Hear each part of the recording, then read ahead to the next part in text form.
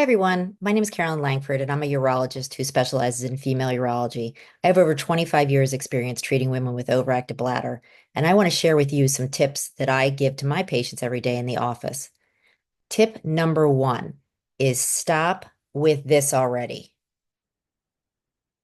Diet Coke is associated with some overactive bladder symptoms, and it's very simple just to stop drinking it. I have patients that have come to me and wondered why they have overactive bladder and stopped drinking all diet drinks and were able to stop the overactive bladder on their own. They didn't even need me after they stopped. So if you're somebody who's addicted to Diet Coke, which I know many people are, see what you can do about stopping it. The best thing to do is replace it with water. And if you can't stop your soda addiction, you'd be better off drinking regular Coke. There's a study done by the International Continence Society that looked at whether it was the caffeine, carbonation, or if it was the artificial sweetener in the diet sodas. And for sure, it showed that there's an increased risk of overactive bladder with the diet sodas. So do yourself a favor, do me a favor, stop drinking artificial sweeteners.